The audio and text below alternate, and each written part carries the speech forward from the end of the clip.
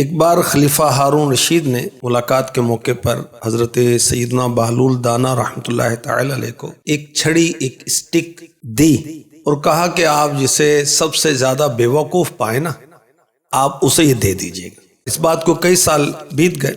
ایک بار ایسا ہوا کہ خلیفہ ہارون رشید رحمۃ اللہ علیہ سخت بیمار ہوئے۔ اطلاع ملی تو حضرت سیدنا بہلول دانا رحمۃ اللہ علیہ ان کی عیادت کرنے کو پہنچے۔ پوچھا امیر المؤمنین کیا حال ہے؟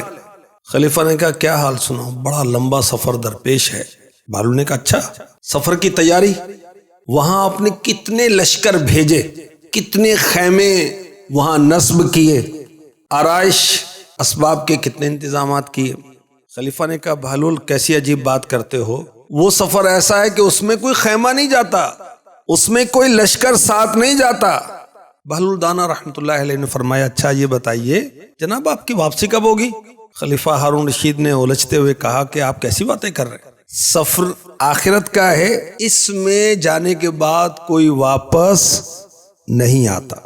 اب بہلول دانا رحمۃ اللہ علیہ نے کہا امیر المؤمنین میرے پاس آپ کی ایک امانت مدت سے تھی، آپ نے مجھے یہ چھڑی، یہ اسٹک عطا فرمائی تھی کہ کسی بیوقوف شخص کو یہ تم دینا۔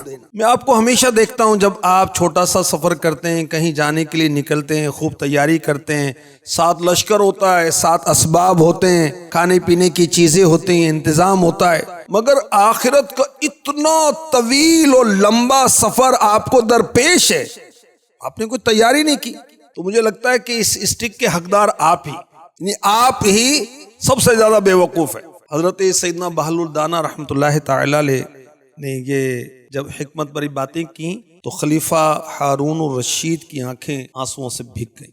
خلیفہ ہارون رشید یہ بڑے شان و شوکت والے تھے، روب و دبدبہ والے تھے، اور جب آخری وقت آیا نا خلیفہ ہارون رشید رحمۃ اللہ علیہ کا، تو یہ اپنے کفن کو الٹ پلٹ رہے تھے اور قرآن پاک کی یہ آیت تلاوت کرتے تھے، ما اغنی عنی مالیہ ہلک عنی سلطانیہ، میرے مال نے مجھے کوئی نفع نہیں دیا، میری بادشاہی ختم ہو گئی، ہلاک ہو۔